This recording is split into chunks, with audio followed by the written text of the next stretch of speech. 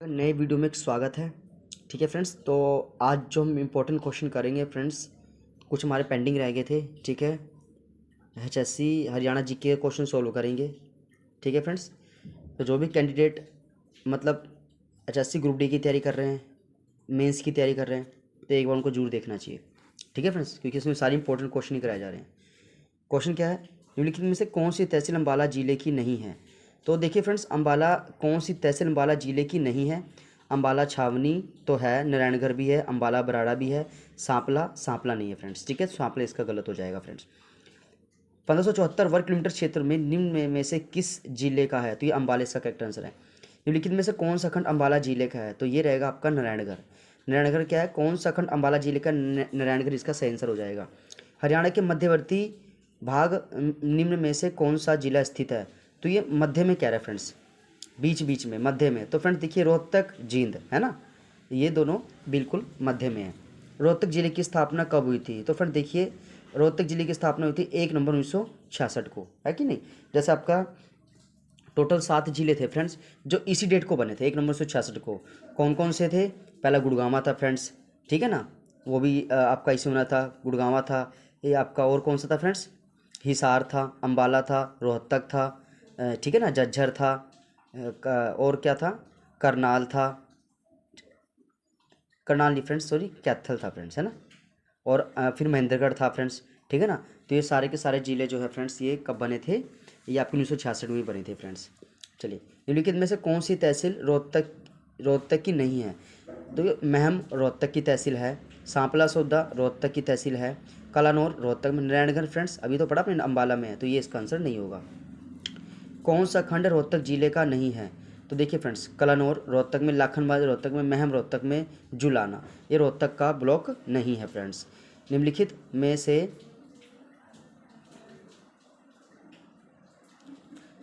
से किस जिले की स्थापना 1 नवंबर 1966 में हुई थी। तो फ्रेंड्स यहाँ पे आपका जींद जो है करेक्ट आंसर हो जाएगा। अच्छा, तो फ्रेंड्स वो झज्जर नहीं, जींद था फ्रेंड्स, क्या था वो, जींद था। जैसे मैंने को बताया था ना फ्रेंड्स कि गुड़गांवा था, हिसार था, अम्बाला था, रोहतक था, है ना, तो वो जींद था। फिर मैं झज्जर बोल गई गलती से, इसका जींद आंसर बिल्कुल सही रहेगा। हरियाणा के मध्यवर्ती भाग में निम्न में से कौन सा जिला स्थित नहीं है। तो जो मध्य में नहीं है तो फ्रेंड्स वो करनाल इसका करेक्ट आंसर रहेगा। ठीक है फ्रेंड्स, जो करनाल है फ्रेंड्स इसका करेक्ट आंसर है।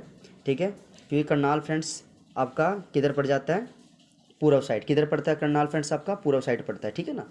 तो ये आपका जो है पूर्व में फ्रेंड्स। और कौन से हैं, तो आपका करनाल है, पानीपत है, सोनीपत है, फतेहाबाद है, ठीक है ना। और फ्रेंड्स आपका थोड़ा नीचे आओगे तो आप महेंद्रगढ़, गुड़गांव, आपका मेवात वगैरह है ना फ्रेंड्स, तो सारे आपके पूर्व की सीमा पे ही लगते हैं। जींद जिले का क्षेत्रफल कितना है। तो ये 2702 वर्ग किलोमीटर है। निम्नलिखित में से कौन सी तहसील जींद जिले की नहीं है। तो इंद्री इसका करेक्ट आंसर हो जाएगा फ्रेंड्स। नेक्स्ट देखिए, कौन सा खंड जींद जिले का है। तो देखिए फ्रेंड, महम रोहतक पड़ा, कलानौर रोहतक पड़ा, है ना, इंद्री करनाल, सफीदो आपका जींद सफीदो, है ना। कहता है ना कौन सा खंड ब्लॉक जींद जिले का है, तो सफीदो इसका करेक्ट आंसर हो जाएगा।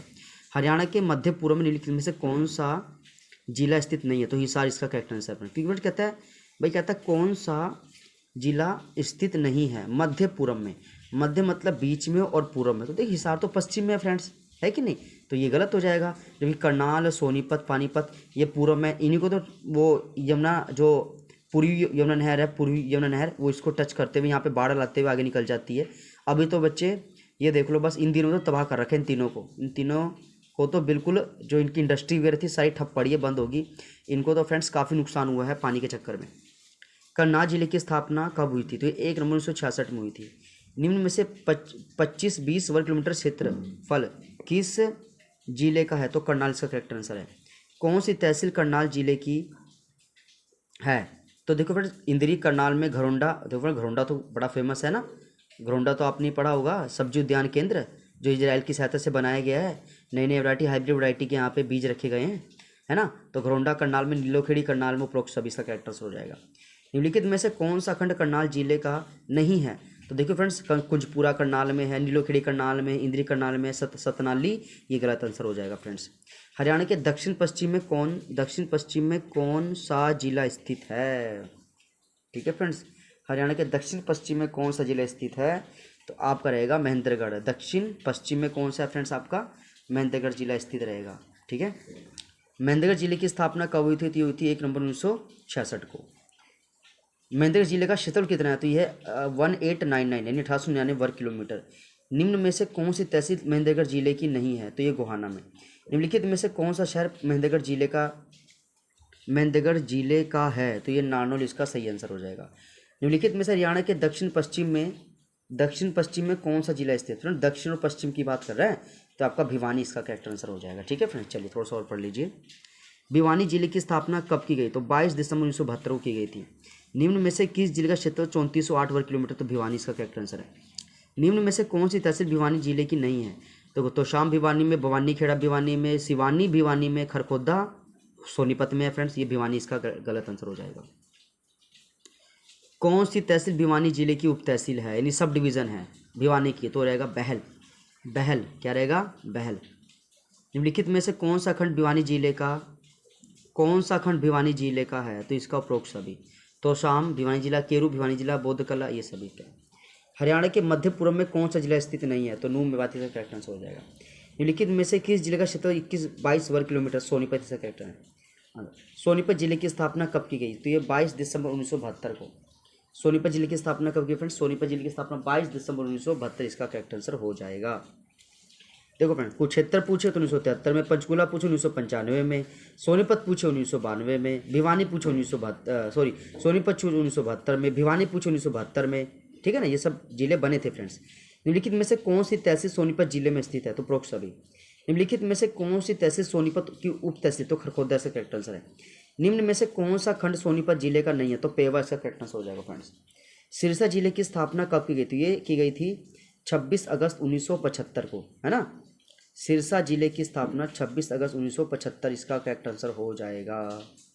ठीक है फ्रेंड्स।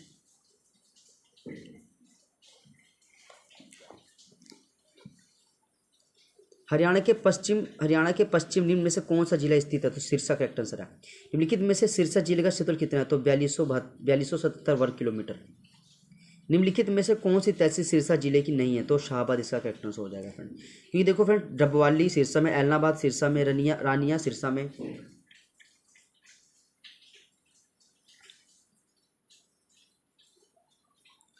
कौन सी तहसील सिरसा की उप तहसील है, तो कलावली इसका करेक्ट आंसर है। निम्न में से कौन सा खंड सिरसा जिले का है, तो ये बड़ा खुड्डा, नाथुश्री चौपाटा, रानिया, उपरोक्त सभी। तो ये सब फ्रेंड्स जो है सिरसा जिले के अंदर ही ब्लॉक है। कुरुक्षेत्र जिले की स्थापना 1973 में, अभी तो मैं बताया था फ्रेंड्स आपको, 23 जनवरी 1973 का करेक्ट आंसर है। हरियाणा के उत्तरी भाग में निम्न में से कौन सा जिला स्थित नहीं है, तो हिसार इसका करेक्ट आंसर है। निम्नलिखित में से किस जिले क्षेत्र 1530 वर्ग किलोमीटर, कुरुक्षेत्र करेक्ट आंसर है। निम्नलिखित में से कौन सी तहसील कुरुक्षेत्र जिले की है, तो इसका रहेगा उपरोक्त सभी। लाडवा तहसील निम्नलिखित में से किस जिले की उप तहसील है, लाडवा, तो यह आएगा कुरुक्षेत्र इसका करेक्ट आंसर है फ्रेंड्स।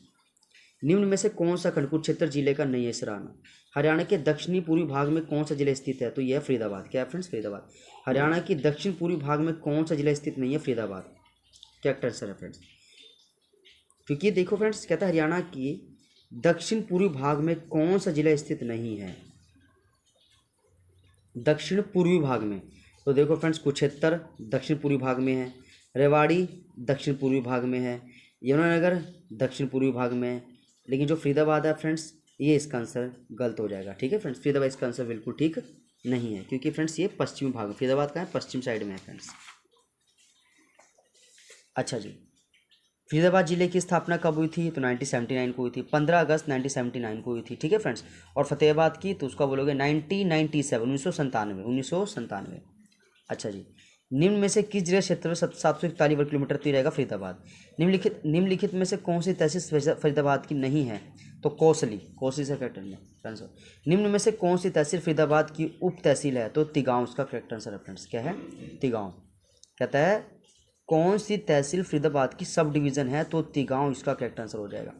कौन सा खंड फरीदाबाद का है, तो ये होगा बल्लभगढ़, तिगांव, बलोडली और उपरोक्त सभी। तो उपरोक्त सभी इसका करेक्ट आंसर है। हरियाणा के कैथल जिले की स्थापना कब की गई थी, 1 नवंबर 1998 को की गई थी फ्रेंड्स।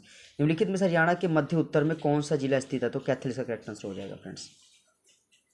कह रहा है मध्य उत्तर में कौन सा जिला स्थित है, तो कैथल इसका करेक्ट आंसर है। मध्य उत्तर में, मतलब फ्रेंड्स उत्तर साइड भी है और मध्य में, तो कैथल इसका करेक्ट आंसर हो जाएगा फ्रेंड्स, ठीक है ना। क्योंकि फ्रेंड आपको पता है कुरुक्षेत्र से फिर दो डायरेक्शन मुड़ जाती बाबू, एक आपका पश्चिम की तरफ, एक पूर्व की तरफ। आप पूर्व की तरफ आओगे तो आपको फिर करनाल मिलेगा, पानीपत मिलेगा, सोनीपत मिलेगा, फिर दिल्ली आएगा, फिर आगे डिस्ट्रिक्ट आएंगे। और अगर कैथल से अगर आप पश्चिम की तरफ जाओगे, कुरुक्षेत्र से पश्चिम की तरफ जाओगे तो कुरुक्षेत्र के ठीक नीचे आपको कैथल मिल जाएगा, है कि नहीं फ्रेंड्स। तो इस वजह से आपको चलेगा ये पूरा स्टेप। निम्न में से कैथल जिले का क्षेत्रफल कितना है, तो ये आएगा 2317। क्या रहेगा, कैथल जिला रहेगा 2317 वर्ग किलोमीटर स्क्वायर से। निम्नलिखित में से कौन सी तहसील कैथल जिले की नहीं है, तो यहाँ बापोली तो पानीपत में है ना, तो कलायत कैथल में, फतेहपुर कैथल में, पुंडरी कैथल में, बपोली पानीपत में। कौन सा खंड कैथल जिले का है, तो कलायत कैथल में, सीवान गांव कैथल में, चीका कैथल में, उपरोक्त सभी। निम्न में से कौन सी तहसील कैथल जिले की उप तहसील नहीं है, तो फ्रेंड्स ये भी थोड़ा देख लीजिए आप। कहता है गुहल्ला कैथल में, कलायत कैथल में, फतेहपुर कैथल में है फ्रेंड्स, याद रहे। कालका तो फ्रेंड्स पंचकुला में पड़ जाता है, तो ये इसका आंसर आपका गलत हो जाएगा ना। देखो फतेहपुर भी आपका कैथल में है फ्रेंड्स, फतेहपुर कैथल में, कालका इसका सही आंसर हो जाएगा। निम्नलिखित में से कौन सा जिला हरियाणा के दक्षिण भाग में स्थित नहीं है, तो कौन सा जिला हरियाणा के दक्षिण भाग में नहीं है, दक्षिण भाग में नहीं है, तो फ्रेंड्स दक्षिण भाग में नहीं है वो रहेगा आपका कैथल, जबकि रेवाड़ी। देखो फ्रेंड दक्षिण भाग हम किसकी बात कर रहे हैं, हरियाणा के जो सबसे नीचे जो डिस्ट्रिक्ट है ना, सबसे नीचे वाले, जिसमें आपको महेंद्रगढ़ आता है, रेवाड़ी आता है कि नहीं फ्रेंड्स, ठीक है। तो सिरसा आ जाता है फ्रेंड्स आपका, सिरसा तो खैर सबसे पश्चिमी जिला है।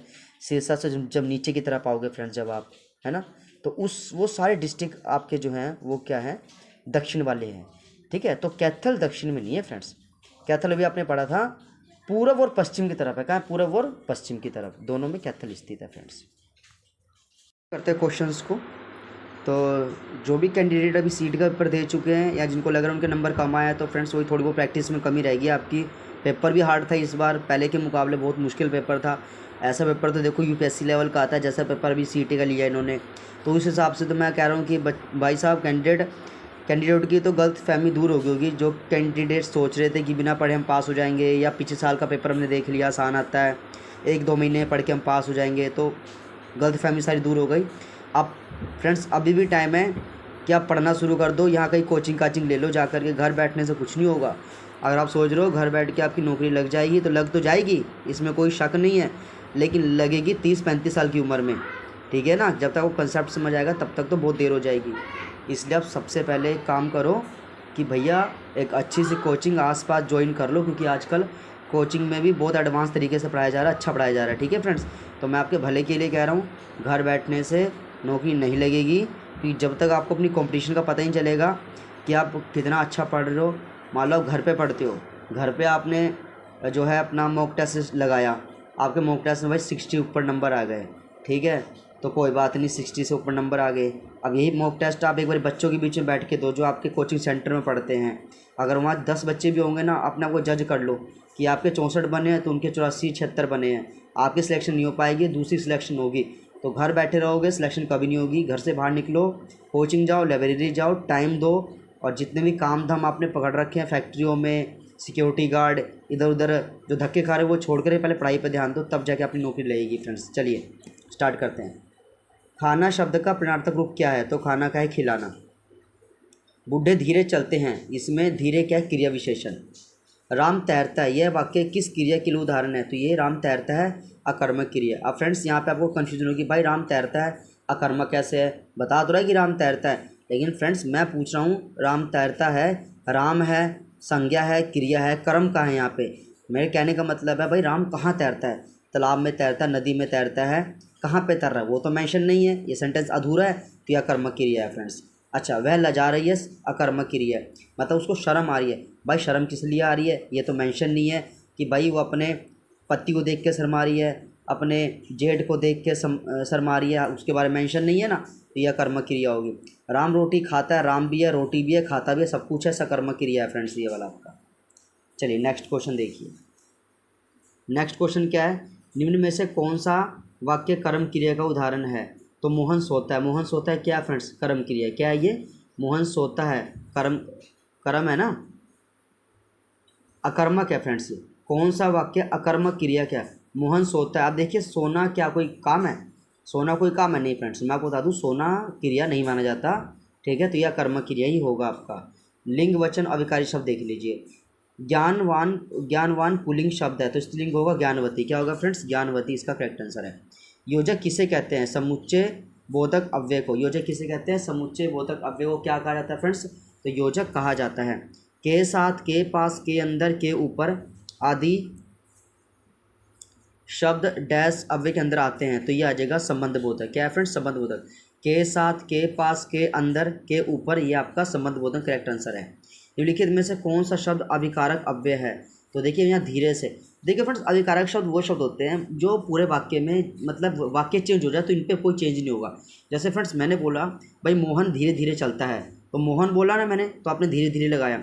मैंने बोला सीता धीरे धीरे चलती है, अब मैं चलता को चलती कर दिया, लेकिन धीरे पे कोई फर्क पड़ा नहीं पड़ा, तो ये अभिकारक यानी अव्यय है जिसपे लिंग वचन कारक सर्वनाम का कोई प्रभाव नहीं पड़ता। राम चिट्ठी लिखता है, ये क्या है? राम चिट्ठी, इसका भूतकाल था ना, तो राम चिट्ठी लिख चुका है। ठीक है, आगे पढ़े। आज का काम कल पर नहीं छोड़ना चाहिए। इस वाक्य में कल शब्द क्या है? तो कल एक काल है, मतलब समय की बात हो रही है ना फ्रेंड्स। काल आपको पता है समय को कहा जाता है। चलिए नेक्स्ट पढ़िए। हाथी डैश है तो हाथी चिंघाड़ता है। क्या करता है? हाथी चिंघाड़ता है फ्रेंड्स। चलो मैं आपको बता देता हूँ। देखिए हाथी चिंघाड़ता है, मधुमक्खियाँ भिनभिनाती है, मेंढक टर्राता है, घोड़ा हिनहिनाता है, ये आपका आंसर हो जाएगा। शेर शब्द का स्त्रीलिंग क्या है? तो शेरनी इसका करेक्ट आंसर है। दुर्दशा शब्द का अर्थ है बुरी दशा। पुरुष शब्द का अर्थ होता है कठोर। देखो फ्रेंड्स ये पुरुष वाला तो भाई पेपर में भी आया था ना, तो ऐसे ऐसे क्वेश्चन तो मैं कह रहा हूँ आपको बस सीटी के लिए फेवरेट है, आ ही जाते हैं। समान अर्थ देने शब्द को चुनकर। प्रकाश का रोशनी करेक्ट आंसर है। बाहें का एक वचन बाहाँ, इसका करेक्ट आंसर हो जाएगा। लड़की जाती है, इसका अपूर्ण भूतकाल बताना है, तो लड़की जा रही थी। लड़की जाती है, इसका अपूर्ण भूतकाल क्या होगा? लड़की जा रही थी। साधुओं का साधु।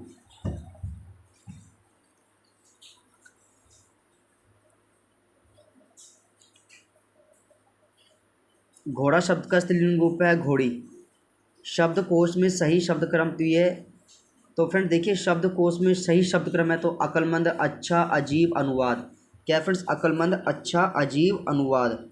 और फ्रेंड्स मैं आपको बता रहा था कि अभी देखिए मतलब सीटी का भी एनालाइज करते रहते हैं यूट्यूबर्स भाई लोग, तो आप ये देख लीजिए मतलब 11 साढ़े 11 लाख बच्चों ने पेपर दिया था फ्रेंड्स, दिया था ना, जिसमें से मैं आपको बता रहा हूँ कि सिर्फ 181 बच्चे ऐसे थे एससी कास्ट में जिनके 80 नंबर आए हैं फ्रेंड्स। देख लो आप, है कि नहीं? मतलब कितना कितना मतलब इस बार टफ पेपर बनाया था फ्रेंड्स। 11 लाख में, साढ़े 11 लाख में सिर्फ 181 बच्चों ने 80 प्लस नंबर लिए हैं। ठीक है कि नहीं? तो इसी एंगल से आप समझ सकते हो भाई साहब कि जब उनका वो इतने पढ़े लिखे बंदे जो मतलब 10-10 घंटे बैठ के तैयारी कर रहे हैं, उनके 81 नंबर बन रहे हैं फ्रेंड्स, 80 नंबर बन रहे हैं, है कि नहीं? तो आपको तो फ्रेंड्स और लेवल अच्छी तरह तैयारी करनी चाहिए, ठीक है ना। और फिर मैं वही आपको यही बोलूँगा कि भाई थोड़ा सा घर बैठ के यार तैयारी ना करो। यूट्यूब पे पढ़ना अच्छी बात है, नई नई बुक से पढ़ने का मौका मिल जाता है। गुड मॉर्निंग, कैसे हो आप लोग? तो फ्रेंड्स फिर से आपके साथ एक नए क्वेश्चन के साथ नए वीडियो में आपका स्वागत है। और फ्रेंड्स पहले मैं बता दूं आपको, आज हम जो टॉपिक करेंगे वो हम करेंगे अन्य। अन्य का मतलब होता है एक्स्ट्रा, जो हरियाणा के अंदर इंपॉर्टेंट क्वेश्चन होते हैं ना, वो करेंगे। इससे पहले हमने क्या क्या टॉपिक क्लियर कर लिया मैं आपको दिखाता हूँ। हमने संग्रहालय कर लिए, ठीक है फ्रेंड्स। संग्रहालय करने के बाद हमने क्या कंप्लीट किया, इसमें से ये हमने किया अपना हरियाणा में परिवहन, मतलब हरियाणा में जो रोडवेज़ वगैरह है उसके इंपॉर्टेंट क्वेश्चन। और फ्रेंड्स आप देख सकते हो जितने क्वेश्चन मैं करा रहा हूँ सारे प्रीवियस ईयर क्वेश्चन। आप ये नहीं कह सकते कि ये क्वेश्चन जो एक्स्ट्रा कुछ भी नहीं है फ्रेंड्स, सारे के सारे इंपॉर्टेंट क्वेश्चन। देखिए पीजीटी हिंदी के पेपर में आया हुआ है फ्रेंड्स, एचएससी पटवारी में आया हुआ है, ठीक है। तो उससे पहले जो फ्रेंड्स मैंने टॉपिक क्लियर किया वो मैंने क्या करवाया था मैं आपको दिखाता हूँ एक बारी। इससे पहले हमने ख़त्म किया है फ्रेंड्स, क्या ख़त्म कर दिया, ये हमारे पास है ये वाला, ये था नामकरण व ब्रांड एम्बेसडर, ठीक है, ये भी हमने कर लिए, ठीक है फ्रेंड्स। और आप देख लो जितने ही मैंने क्वेश्चन कराए हैं सारे के सारे, mandi supervisor, station supervisor, PGT Hindi, HSC clerk परीक्षा 2016, सारे के सारे फ्रेंड्स देख सकते हो, इसमें कोई भी फालतू क्वेश्चन नहीं है, सारे के सारे इंपॉर्टेंट क्वेश्चन है फ्रेंड्स। और इसी को जो है आपको इम्पोर्टेंट तरीके से कराया जा रहा है। एक ये देखिए, हरियाणा के संसाधन, खेल परिसर, खनिज संपदा व ऊर्जा हमने कंप्लीट कर लिया है फ्रेंड्स, ठीक है। और इससे पहले हमने क्या कंप्लीट किया, मैं आपको एक बार दिखा देता हूँ, मैं आपको दिखाता हूँ एक बार फ्रेंड्स, एक मिनट, बस एक मिनट का समय दे दो। ये है, और क्या है फ्रेंड्स यहाँ पे, मतलब फ्रेंड्स हमने काफ़ी कुछ कवर कर लिया है, ठीक है ना। तो बस आप एक बारी जो जो वीडियो अपलोड है ना उसको एक बार आप अच्छे से देख लीजिए। ये देखिए फ्रेंड, एक ये सबसे लंबा टॉपिक था, हरियाणा की पॉलिटिक्स, सीएम साहब, मंत्रिमंडल, राज्यपाल, राष्ट्रपति शासन और आपका पार्लियामेंट, और ये आपका हाई कोर्ट, और आपका जो है ये हो गया पंचायती राज तंत्र हो गया, ठीक है ना। तो इससे इंपॉर्टेंट हमने जो रिगार्डिंग सारे क्वेश्चन हमने कंप्लीट कर लिए हैं। अब जो मैं कराऊंगा ना फ्रेंड्स, तो वो टॉपिक मेरे पास आपके कराने के लिए है, वो है अन्य। अन्य का मतलब होता है कुछ एक्स्ट्रा, ठीक है ना। जो एक्स्ट्रा इंपॉर्टेंट क्वेश्चन है वो बताता हूँ, देख लीजिए कैसे क्वेश्चन आते हैं एक्स्ट्रा में। तो सबसे पहले आपके पास आता है भाई, सीडीपी का मुख्य लक्ष्य क्या है। सीडीपी का मुख्य लक्ष्य क्या है, तो ध्यान से देखिए। पहले है ग्रामीण समुदाय का चहुमुखी विकास और कल्याण, ठीक है, और ग्रामीणों को आत्मनिर्भर व प्रगतिशील बनाना। एक और कृषि के आधुनिकीकरण, और दूसरी ओर कुटीर उद्योग के लिए विकास करना, उपरोक्त सभी। तो इसका सही आंसर आपके पास हो रहेगा सीडीपी। मतलब सीडीपी क्या होता है एक बार देख लीजिए, इसका ऐसा आंसर तो इसका उपरोक्त सभी है। सीडीपी होता है सकल देसी उत्पाद, क्या होता है जी, सकल देशीय उत्पाद, ठीक है ना, यानी ग्रोस डोमेस्टिक प्रोडक्ट जिसको आप बोलते हो। इसका मुख्य लक्ष्य ग्रामीण समुदायों का चौमुखी विकास, चौमुखी होता है मतलब चारों तरफ से विकास होना, और कल्याणकारी, ग्रामीण आत्मनिर्भर प्रगतिशील बनाना, और कृषि के लिए अच्छे आधुनिकीकरण, और दूसरी ओर कुटीर उद्योग का विकास करना। अगला देखिए, हरियाणा का राज्य वृक्ष कौन सा है, तो यहाँ पीपल। अभी फ्रेंड्स मैं आपको बता रहा हूँ, ये पेपर में क्वेश्चन आया हुआ था सीटी के अंदर, जो पेपर था 27 का इवनिंग का, हरियाणा का राज्य वृक्ष कौन सा, पीपल है। और मैं बता रहा बच्चे इसका वट वृक्ष करा है, वट वृक्ष पता नहीं क्या क्या लिखा हुआ था वो करा है, ठीक है। तो फ्रेंड्स मैं आपको बता दूँ, कहीं किसी किताब में अगर पीपल नाम ना हो तो आपको वट वृक्ष लगाना है, अगर पीपल दे रखा है तो पीपल को ही टिक करना है आपने, ठीक है ना। आपको ऐसी कुछ बुकों में लिखा हुआ है कि भाई पीपल ऑप्शन में कहीं भी नहीं है, तो उन्होंने वट वृक्ष सही मान रखा है, लेकिन जब पीपल एग्जैक्ट आंसर है तो भी वट वृक्ष लिख के तो गलत हो जाएगा आपका आंसर। चलिए एक और देखिए, बाटा जूता कारखाना किस जिले में है, तो ये फरीदाबाद में इसका करेक्ट आंसर हो जाएगा। हरियाणा केसरी का किताब किसे दिया गया, तो पंडित नेकीराम शर्मा को। मेवात में बोली जाने वाली हरियाणा भाषा का प्रभाव नहीं है, तो पंजाबी इसका करेक्ट आंसर है। भक्त व संगीता के सूरदास किसके समकालीन थे, अकबर के, इसका करेक्ट आंसर हो जाएगा। सत्यार्थ प्रकाश के लेखक कौन है, स्वामी दयानंद सरस्वती। रत्नावली किसकी प्रसिद्ध रचना है, तो ये हर्षवर्धन इसका करेक्ट आंसर है। रत्नावली किसकी है, तो फ्रेंड देखिए रत्नावली हो गया का, और एक कादम्बरी हो गया है ना, ये हर्षवर्धन ने लिखी थी फ्रेंड्स, ठीक है। देखो हर्षवर्धन ने रत्नावली की रचना की थी। हर्षवर्धन कवि और नाटककार भी थे। हर्षवर्धन के 3 नाटक प्रसिद्ध हैं। हर्षवर्धन के कौन कौन से फ्रेंड्स वो देख लो एक बार आप, प्रियदर्शिका, रत्नावली और नागानंद, ठीक है ना। क्या क्या है, एक तो है आपका हर्षवर्धन की जो 3 थी वो क्या था, प्रियदर्शिका, रत्नावली और नागानंद, ये इसका जो है बिल्कुल करेक्ट आंसर हो जाएगा, ठीक है फ्रेंड्स। और जबकि जो है जो कादम्बरी है फ्रेंड्स, कादम्बरी और हर्षचरित वो बाणभट्ट की है, किसकी है फ्रेंड्स, बाणभट्ट की। चलिए आगे देखिए, त्रिलोक दर्पण पुस्तक किसके द्वारा लिखी गई थी, तो ये नेमी चंद्र के द्वारा लिखी गई थी।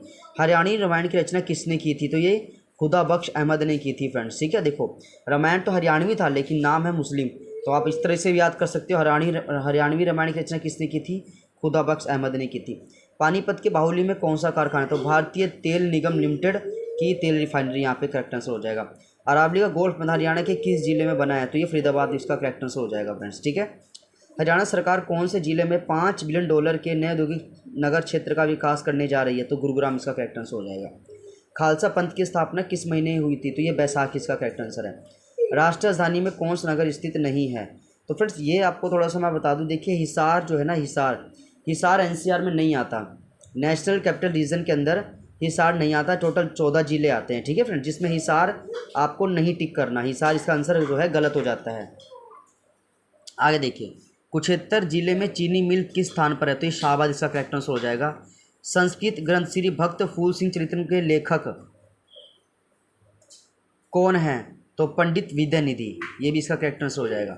लोकहित मामलों पर सलाह और चर्चा के लिए क्षेत्रीय परिषद की स्थापना की। हरियाणा राज्य किस क्षेत्र के अंदर आता है? तो उत्तरी क्षेत्र में आता है फ्रेंड्स, उत्तरी क्षेत्र इसका करेक्ट आंसर हो जाएगा। भारतीय सेना के पश्चिमी कमांड का मुख्यालय स्थित है? तो ये आपका रहेगा पश्चिमी कमांड का ये चंडी मंदिर यानी चंडीगढ़, इसका करेक्ट आंसर हो जाएगा फ्रेंड्स। हरियाणा के स्वतंत्र सेनानी पंडित नेकीराम शर्मा का जन्म हुआ था? तो ये हुआ था 4 सितंबर 1887 को। कब हुआ था फ्रेंड्स? 4 सितंबर 1887 को। मैं आपको ट्रिक वैसे बता देता हूँ भाई, हरियाणा के जो स्वतंत्र सेनानी थे पंडित नेकीराम शर्मा जी, उनका जन्म कब हुआ था? तो 4 सितंबर 1887 को हुआ था। ठीक है, थोड़ा सा ट्रिक बताता हूँ। देखिए फ्रेंड्स, पंडित नेकीराम शर्मा ये आपका जो है काफ़ी जो है क्रांतिकारी प्रसिद्ध हुए हैं। ठीक है ना, हरियाणा के अंदर इन्होंने काफ़ी जो है अंग्रेज़ों का भी डट कर मुकाबला किया, कई बार जेल भी गए। ठीक है ना, तो कहने का यूँ बस इन्होंने मतलब क्या कर दिया, इन्होंने मतलब सितम ढा दिया। किसके ऊपर सितम ढा दिया भाई? अंग्रेज़ों के ऊपर। भाई हमें आज़ादी दो। ठीक है, इतना उनको मतलब परेशान कर दिया कि उन्होंने भी बोला भाई कि मतलब ये बंदा तो भाई पूरा एक बहुत परेशान कर रहा है। सितम से आपको करना है सितंबर, क्या करना है फ्रेंड्स? सितंबर यहाँ पे करना है। ठीक है ना, और बाकी ऑप्शन में देखो यहाँ पे 4 सितंबर 1887 है। ठीक है, तो इसका बस ये आपको याद रखना है, 4 सितंबर 1887 इसका करेक्ट आंसर हो जाएगा। ठीक है जी, चलिए। एक है भारत के विदेशी मामलों की मंत्री सुषमा स्वराज का जन्म कहाँ हुआ था? तो ये अम्बाला कैंट में। कहाँ हुआ था फ्रेंड्स? अम्बाला कैंट में हुआ था। भारत के विदेशी मामलों के मंत्री सुषमा स्वराज का जन्म हुआ था अम्बाला कैंट में। और एक बार देख लीजिए, देखिए इनका जन्म जो है 14 फरवरी 1952 में अम्बाला में हुआ था। वह दिल्ली की पहली महिला मुख्यमंत्री भी बन चुकी थी। ठीक है ना फ्रेंड्स, ये भी क्वेश्चन इंपॉर्टेंट आ सकता है भाई कि 14 फरवरी 1952 में इनका जन्म हुआ था।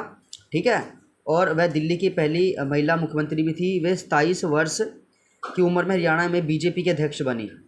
मतलब 27 साल की थी और वो बीजेपी की जो है एक मेंबर बन गई फ्रेंड्स। 1990 में पहली बार राज्यसभा के लिए चुनी गई थी। 90 में 1996 में पहली बार 11वीं लोकसभा के लिए चुनी गई फ्रेंड्स। ठीक है ना, तो पहले राज्यसभा के लिए चुनी गई और फिर लोकसभा के लिए। 90 में राज्यसभा के लिए और 96 में लोकसभा के लिए। वह अटल बिहारी वाजपेयी की 13 महीने की सरकार में केंद्रीय सूचना प्रसारण मंत्री भी रही थी फ्रेंड्स। ठीक है, तो ये क्वेश्चन सुषमा स्वराज के देखो फ्रेंड्स, तो काफ़ी जो है इम्पोर्टेंट नाम है। और अगर आपसे पूछे जाए सुषमा स्वराज हवाई अड्डा हरियाणा में कहाँ पे? तो अम्बाला के अंदर है। ठीक है, अम्बाला सिटी। तो फ्रेंड अम्बाला 2 पार्ट में डिवाइड है, अम्बाला सिटी, अम्बाला कैंट। तो अम्बाला सिटी का जो बस अड्डा है फ्रेंड्स, वो सुषमा स्वराज के नाम से ही प्रसिद्ध है। एक और देखिए फ्रेंड्स, यहाँ पे भाई कहता है गलत क्या है? तो काबली बाग पानीपत में, नवग्रह कुंड कैथल में, जल में नारनौल में, ज्योतिश्वर सरोवर अम्बाला में गलत हो जाएगा। ज्योतिश्वर सरोवर बच्चा आपका कहाँ रहेगा? बस ये कुरुक्षेत्र में। ज्योतिश्वर सरोवर कहाँ है बाबू? कुरुक्षेत्र में है ना, तो इन्होंने अम्बाला लिखा होता है, ये आपका गलत है। भारत के प्रसिद्ध शास्त्रीय गायक पंडित जसराज का जन्म कहाँ हुआ था? तो हिसार इसका भाई करेक्ट आंसर आपको कर देना। थोड़ा सा आप पढ़ लीजिए इनके बारे में। अब देखिए फ्रेंड्स, अभी मैंने आपको बताया था भाई पंडित नेकीराम शर्मा, उन्होंने सितम ढा दिया ना, तो 4 सितंबर 1880 को उनका जन्म हुआ था। ठीक है फ्रेंड्स, अब एक पेपर में आता है भाई जसराज का जन्म हुआ था, तो हिसार में हुआ था। ठीक है, अब ये देखिए भारत के प्रसिद्ध शास्त्रीय गायक पंडित जसराज का जन्म जनवरी में, कब? जनवरी 1930 को फतेहाबाद में हुआ था। और ये हुआ था पीली मंदोरी में हुआ था। 28 जनवरी 1990 को हुआ था, फतेहाबाद में हुआ था। और ये हुआ था आपका पीली मंदोरी का हुआ था, पीली मंदोरी। ठीक है ना। अब फ्रेंड्स चलो मैं थोड़ा सा आपको बताता हूँ, उसकी ट्रिक सुन लो पहले तो एक बारी फ्रेंड्स। ट्रिक क्या है भाई कि जसराज जी क्या करते थे भाई, ये शास्त्रीय गायक थे, है ना। अब गाना सुनने का समय देखो आज के समय में किसके पास भी नहीं होता, लेकिन गाना आप किस महीने में सुनते हो? जब आपको लगता है भाई बाहर काम पे नहीं जाया जा रहा, बाहर बहुत ज़्यादा ठंड है, हाथ काँप रहे हैं, हाथ काम नहीं कर रहे हैं, हमसे कुछ हो नहीं पाएगा, कंबल उठाया पड़े हैं कंबल के अंदर, तो आप क्या करोगे? जब कंबल में बैठो या पढ़ाई करोगे या सॉन्ग सुनोगे, गाना सुनोगे ना फ्रेंड्स आप, तो सबसे ज़्यादा ठंड किस महीने में होती है हरियाणा में? तो जनवरी में होती है ना फ्रेंड्स। तो यहाँ पे जनवरी आपको बताना है। जनवरी में बैठोगे तो आप क्या करोगे? शास्त्रीय गायक यानी जो है गीत सुनोगे नहीं सुनोगे? बिल्कुल सुनोगे। तो 28 जनवरी 1930, ठीक है ना फ्रेंड्स। मेन फ्रेंड्स मैं भी आपको बता रहा हूँ भाई महीना की जो कैसे याद करना, क्योंकि कई बार पेपर में क्या होता है डेट सेम होती है, मंथ आपको अलग कर देते हैं, मंथ आपको जो है चेंज कर देते हैं कि भाई अगर HSC को पेपर टफ बनाना है ना आपके लिए, तो इतना ही करेंगे। वो क्या करते हैं, थोड़ा सा डीपली से पूछ लेंगे। अब बच्चा क्या करता है, सन याद कर लेगा, मंथ छोड़ देगा, है कि नहीं। लेकिन अब क्या हो रहा है कि एक तो क्वेश्चन आपका सब्जेक्टिव टाइप में आ रहा है। सब्जेक्टिव होता है भाई कि लंबे लंबे आपसे डायरेक्शन पूछी जाती है, उसका आंसर बताना आपको है ना। तो पहले तो एक ही फॉर्म में होता से पहले ऐसे आता था भाई, क्वेश्चन आता था गलत युग्म का चयन करें, आपने पढ़ा 2 मिनट में लगा दिया। लेकिन अब क्वेश्चन कैसा आता है, यहाँ से क्वेश्चन स्टार्ट हुआ, यहाँ पे क्वेश्चन खत्म हो रहा है नहीं, सॉरी, यहाँ से क्वेश्चन स्टार्ट हुआ, यहाँ पे क्वेश्चन खत्म हो रहा है। अब बोलते हैं इसका आंसर दो। अब ये सीटी में ऐसे तो हुआ, और कैसा हुआ। अभी जो सीटी में जो 26 का जो पहली शिफ्ट का पेपर था, मैं कह रहा हूँ आपको कितने, एक ही क्वेश्चन के अंदर 400 500 शब्द पूछ रखे थे। अब भाई बच्चा पढ़ते पढ़ते उसको टाइम वेस्ट करता जा रहा है, और पेपर में बैठा भी है, पेपर करना भी है, कैसे करेगा। उसने पढ़ा इस वे का क्वेश्चन पढ़ा है, आगे यहाँ से लेके यहाँ तक का क्वेश्चन, तो यहाँ पे तभी तो ये जो है रिज़ल्ट अटका पड़ा है कि भाई क्या इसका कैसा सोल्यूशन निकाला जाए।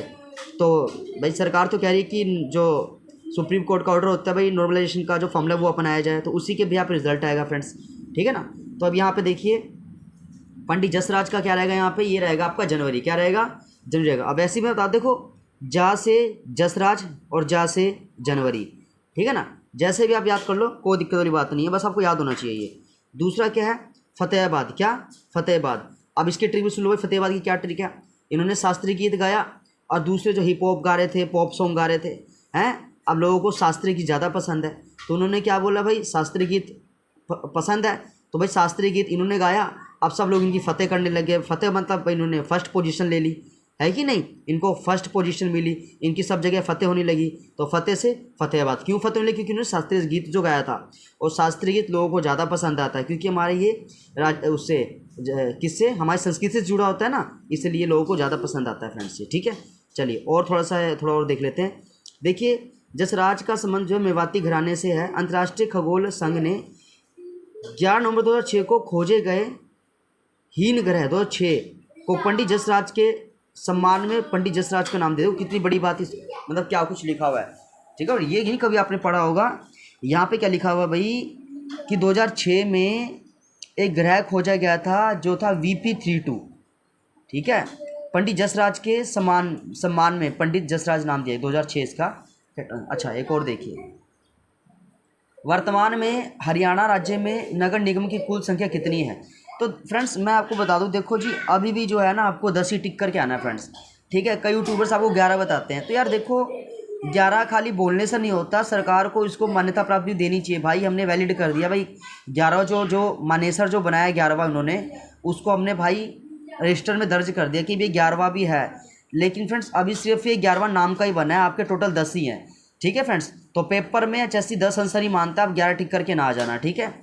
क्योंकि देखो फ्रेंड्स जब तक आपका नया डाटा नहीं आएगा, अभी जनगणना नहीं हुई है अभी, ठीक है ना फ्रेंड्स। अभी कोई 2011 के बाद कोई जनगणना नहीं कराई अभी तक, तो 2011 के ही हिसाब से आपकी पॉपुलेशन पूछी जाती है, उसी के हिसाब से आपका जो है एजुकेशन नंबर पूछा जाता है ना। उसी के 2011 के हिसाब से लिटरेसी रेट पूछी जाती है, ठीक है ना। 2011 के हिसाब से आपका पर कैपिटा इनकम पूछा जाता है। तो आप फ्रेंड्स जो है 11 टिक अभी ना करो, इसका 10 आंसर ही आप ठीक करोगे, ठीक है। क्योंकि अभी तक भाई हरियाणा सरकार खुद कंफ्यूज हो रही है कि 11वें को माने कि ना माने। चलिए देखिए, उर्दू मुख्यतः किस दिन बोली जाती है, तो इसका गुरुग्राम इसका करेक्ट आंसर है। हरियाणा के किस भाग में सर्वाधिक वर्षा होती है, तो उत्तर पूर्वी भाग में सर्वाधिक वर्षा होती है, ठीक है फ्रेंड्स। कहाँ पे होती है, उत्तर पूर्वी भाग में सर्वाधिक वर्षा होती है। और उत्तर पूर्वी भाग में आपको पता है क्यों होती है, क्योंकि उत्तर और पूर्वी भाग में पूरा पहाड़ी इलाका है फ्रेंड्स, ठीक है ना। और पहाड़ी इलाकों में वर्षा का मेन कारण क्या, कि जब भी जो है बादल आते हैं ना फ्रेंड्स, तो बादल किस साइड से आएंगे, बादल देखो वहीं से आएंगे जहाँ से उनको पानी मिलेगा।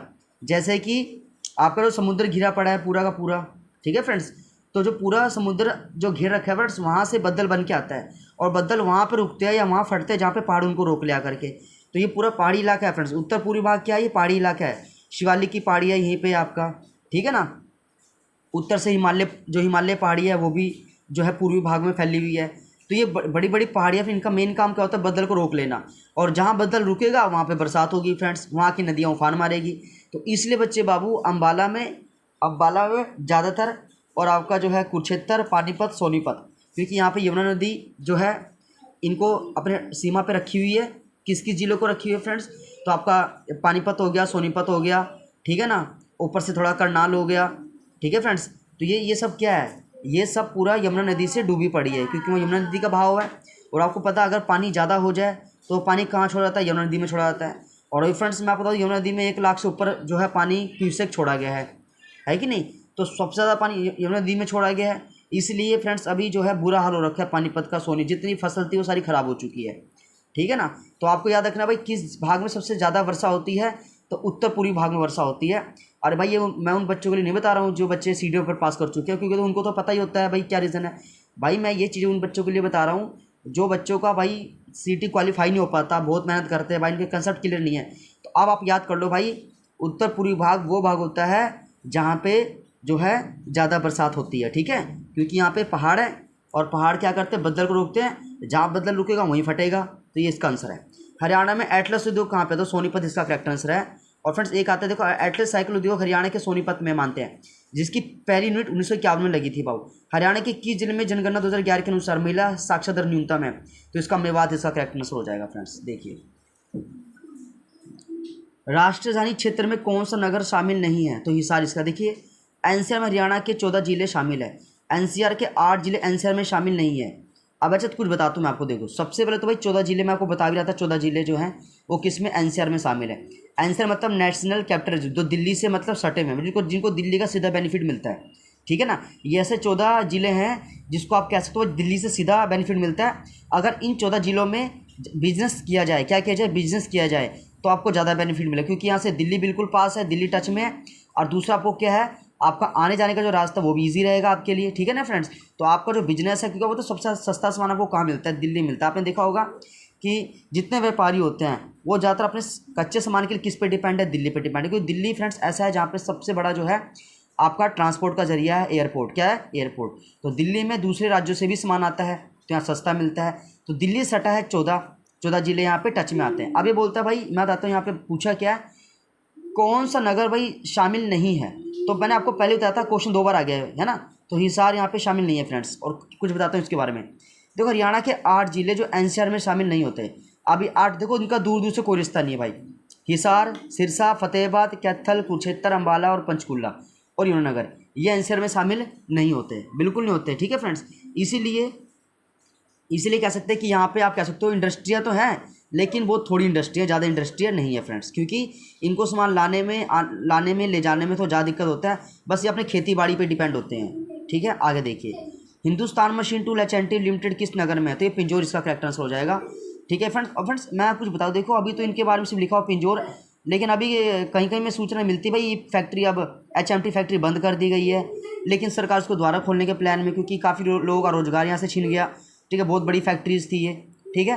तो अभी तो चलो आपको ये पेपर में आता है तो आपको पिंजौरी इसका टिक करना है, ठीक है। आगे देखिए, कुरुक्षेत्र जिले में सरकारी चीनी मिल किस स्थान पर है, तो देखो शाहबाद में फ्रेंड्स, ठीक है।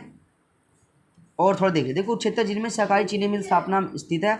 इस मिल की स्थापना 1984 में की गई थी फ्रेंड्स, ठीक है। तो आप देख सकते हो भाई पुरानी मिल है, बहुत पुरानी मिल है फ्रेंड्स, ठीक है। और यह मिल 1984 से ही चीनी उत्पादन में विशेष योगदान दे रही है। चलिए, हरियाणा में सांगकर्ता का प्रारंभ किस कलाकार से है, तो सांगकर्ता किशनलाल भाटी से करेक्ट आंसर हो जाएगा। निम्नलिखित में से किस स्थान में होंडा मोटरसाइकिल का निर्माण, तो मानेसर का करेक्ट आंसर है। हरियाणा प्रदेश में कौन सा महीना वर्ष का सबसे ठंडा महीना होता है, जबकि तापमान हिमांक तक पहुंच जाता है, तो फ्रेंड्स अभी तो मैंने बताया आपको कि भाई जनवरी में, अभी मैंने ट्रिक बताई थी ना आपको, पंडित जसराज के तरफ जनवरी में हुआ था कि नहीं हुआ था, क्योंकि जहाँ से जसराज और जहाँ से जनवरी है, मैंने बताया था ना फ्रेंड्स आपको। और क्या बताया था, 28 जनवरी 1930, क्या बताया था मैंने, 28 जनवरी 1930। पर फ्रेंड्स याद रखो, आपको भूलना नहीं है, आपको भूलना नहीं है फ्रेंड्स, भूलते रहोगे वो आपका काम खराब होता जा रहा है, ठीक है ना। तो आपको बस एक बार जो याद करा दिया, थोड़ा सा उसको भाई थोड़ा सा रुक जाओ, थोड़ा सा शांत हो जाओ, ठीक है। वीडियो को थोड़ा सा स्टॉप कर दो, आराम से बस सोचो उसके बारे में कि कैसे आपको याद हो सकता है, ठीक है फ्रेंड्स। तब आपको भूल के आगे निकलना नहीं है, जितना भूलोगे वो कहीं ना कहीं काम खराब होता रहेगा आपका, ठीक है। चलिए आगे देखिए फ्रेंड्स। और फ्रेंड्स देखो, मैंने पिछली वीडियो में भी यही बताया था आपको कि भाई देखो ऐसा है, घर बैठने से तैयारी नहीं होती भाई, कहीं ना कहीं आसपास जो बढ़िया कोचिंग सेंटर लग जाओ भाई, ठीक है। मैं अपने फ़ायदे की बात नहीं कर रहा हूँ, मैं आपके फ़ायदे की बात कर रहा हूँ, क्योंकि भाई देखो सिलेक्शन उसी का होगा जो सही डायरेक्शन में पड़ेगा कि नहीं पड़ेगा। अब आप जो है यूट्यूब से पढ़, अच्छी बात है, यूट्यूब से पढ़ना भी बहुत अच्छी बात है, यूट्यूब से आपको नई नई वीडियोस मिल जाती है, डायरेक्ट आपको इंपॉर्टेंट क्वेश्चन सीखने को मिल जाता है।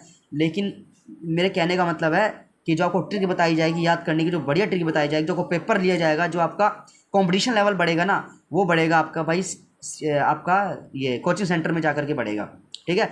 जब तक आप 20 बच्चों के सेंटर में नहीं बैठोगे तब तक आपको बिलीव नहीं होगा कि मेरी पोजीशन क्या है, ठीक है कि नहीं। आपने भाई सारी यूट्यूब पढ़ लिया, सारी यूट्यूब वीडियो देख ली, आपको लगता है कि भाई ठीक है अच्छी बात है, अब मेरा पेपर निकल जाएगा। तो आपको क्या कैसे कह सकते हो आपका पेपर निकल जाए? क्या आपने किसी बच्चे के साथ कंपटीशन किया?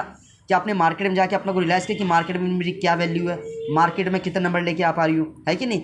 तो सबसे पहले भाई आप एक कोचिंग ज्वाइन कर लो, कोई भी कोचिंग जो बढ़िया पढ़ाता हो आपको, ठीक है ना, वहाँ पे आप ज्वाइन कर लो, ठीक है। क्योंकि आजकल कोचिंग में बहुत एडवांस लेवल की तैयारी कराई जा रही है, ऑन द टॉपिक का वो पढ़ाया जा रहा है, ठीक है फ्रेंड्स। तो वही आपको टॉपिक पढ़ना है, वहाँ प्रॉपर आपका टेस्ट लिया जाएगा हर शनिवार को और संडे को। तो कहीं ना कहीं आपका पूरा बेनिफिट है फ्रेंड्स, ठीक है। वहाँ पे देखो घर बैठ की तैयारी को, नौकरी को तब भी लग जाएगी जो घर बैठ की तैयारी करोगे, ऐसी कोई बड़ी बात ही नौकरी नहीं लगेगी, लग जाएगी, लेकिन आपकी उम्र निकल जाएगी। आपकी नौकरी लगेगी 30 साल, 32 साल, 35 साल, मतलब आपकी आधेड़ उम्र तो निकल चुकी है कि नहीं। 50 साल रिटायरमेंट हो जाएगी, सिर्फ 20 साल की नौकरी करोगे आप, क्या फ़ायदा है? नौकरी का सबसे सही उम्र होता है 22, 23, 24 साल। इस 3 में लग जाओ तो आपकी बल्ले बल्ले, घर वाले भी खुश हो जाएंगे, आप भी खुश हो जाओगे, है ना। लेकिन उसके बाद तो फिर आपका प्रेशर आ जाएगा, भाई पेरेंट्स भी बोलते हैं यार बच्चा इतना बड़ा हो गया, करता धरता कुछ नहीं है, नौकरी के चक्कर में बैठा हुआ है ना। तो कहेंगे डीमोटिव आप पूरा हो जाओगे। तो मेरा कहने का मतलब है कि अभी भी कुछ नहीं बिगड़ा है आपका, ठीक है। अभी अगर आपकी उम्र 28 साल 29 साल है, फटाफट भाई कोचिंग कहीं ज्वाइन कर लो, अच्छे से तैयारी करो और यूट्यूब पे भी दिन रात बैठ के पढ़ा करो, कहीं ना कहीं सिलेक्शन पक्का हो जाएगा फ्रेंड्स। आगे देखिए, तो क्वेश्चन क्या है, हरियाणा प्रदेश में कौन सा महीना वर्ष का सबसे ठंडा महीना होता है? मैं बता जनवरी, क्योंकि देखो फ्रेंड्स जनवरी सबसे ठंडा महीना होता है। तो यहाँ पे मैंने बता दिया, क्योंकि फ्रेंड्स देखो जनवरी में क्या होता है, बेसिकली ज़्यादातर पहाड़ों पर फ्रेंड्स क्या होता है, बर्फ़ जम जाती है। क्या जम जाती है? बर्फ़ जम जाती है। अब फ्रेंड्स जहाँ पे बर्फ़ जमेगी उसके आसपास ठंड तो होगी ना, होगी, है कि नहीं। तो फ्रेंड्स इसी कारण से ये होता है कि भाई पूरे अम्बाला साइड में, पूरे आपका पंचकुले में, पूरे आपका यमुनानगर साइड में जो पहाड़ी इलाका है यहाँ ज़्यादा कड़ाके की ठंड पड़ती है फ्रेंड्स, क्योंकि यहाँ पे बर्फ़ का प्रकोप ज़्यादा होता है। क्योंकि जो पर्वत होता है वो बर्फ़ को नीचे गिरने नहीं देता फ्रेंड्स। क्योंकि देखो फ्रेंड्स एक तो सबसे ऊंचाई पर होते हैं पहाड़ की चोटियाँ, ठीक है ना, और एक तो क्या होता है वो बर्फ़ को पिघलने भी नहीं देती फ्रेंड्स। क्यों? क्योंकि आसपास का जो तापमान होता है ना फ्रेंड्स वो ठंडा होता है। और आपने देखा होगा जब फ्रिज में आप पानी को रखते हो तो बर्फ़ क्यों बन जाता है? जब तक फ्रिज बंद रहेगा वो बर्फ़ ही रहेगा कि नहीं रहेगा फ्रेंड्स। इसे जब तक इन बर्फ़ पर सूर्य की रोशनी नहीं पड़ेगी ये ऐसे ही जमे रहेंगे फ्रेंड्स, और जब तक जमे रहेंगे तब तक ठंडे रहेंगे। तो सबसे ज़्यादा पहाड़ों में जो बर्फ़ जमती है जनवरी के महीने में, इसीलिए फ्रेंड्स आपको जनवरी के महीने में सबसे ज़्यादा ठंड लगती है फ्रेंड्स, ठीक है।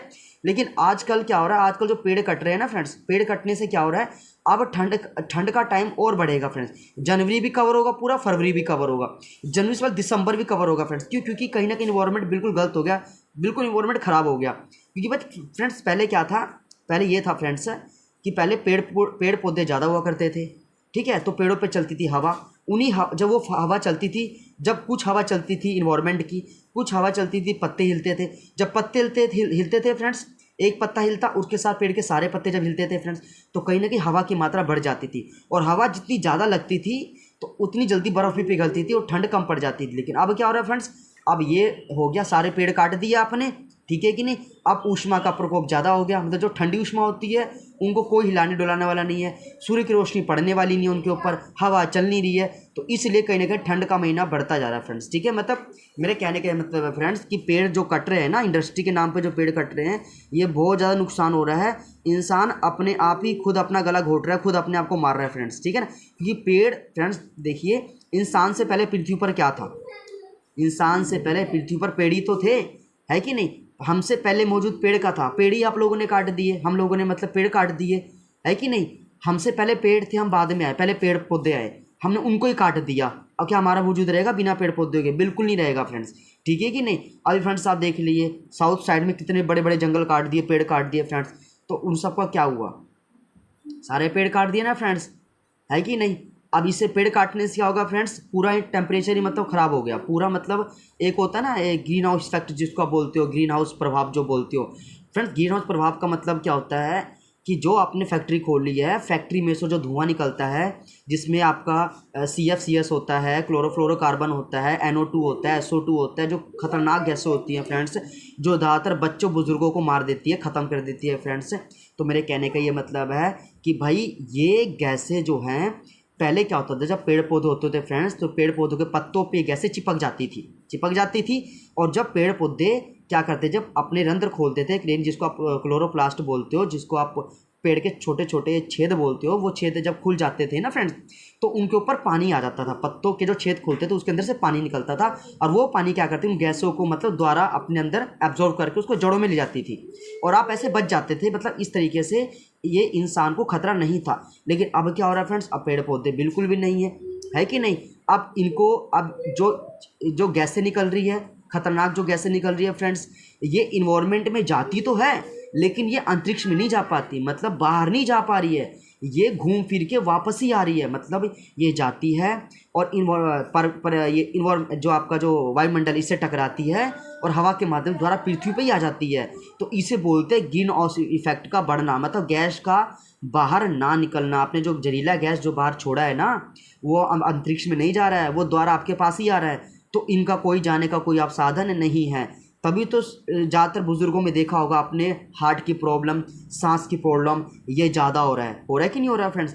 तो बस मेरे फ्रेंड्स ये मेरे कहने का मतलब है कि जहाँ तक वीडियो पहुँच रही है भाई, अपने घर के अंदर, घर के आंगन में, चाहे गमलों में, चाहे अपने बगीचों में पेड़ पौधे लगा लो अगर जिंदा रहना है तो। क्योंकि फ्रेंड्स ये प्रूफ हो चुका है भाई, जिस घर में ज़्यादा पेड़ पौधे हैं वहाँ के लोग कम बीमार पड़ते हैं, ठीक है ना। अब गाँव के लोगों को देख लो आप, है ना फ्रेंड्स, कितने कम बीमार पड़ते हैं। चलो मुझे बताना था फ्रेंड्स, क्योंकि आपको पता है कितना बुरा हाल हो गया भाई, पेड़ के इंडस्ट्री के नाम पे सारे पेड़ काट दिए, यानी इंसान तो खुद मरने वाला है फ्रेंड्स। ये इतने बाढ़ क्यों आ रहे हैं, देखो आपके सामने कितना बाढ़ आया, कितना पूरा पंजाब डूब गया, सारी नदियाँ खत्म हो गई। रीज़न क्या है, रीज़न यही है ना कि पेड़ पौधे काट लिए गए फ्रेंड।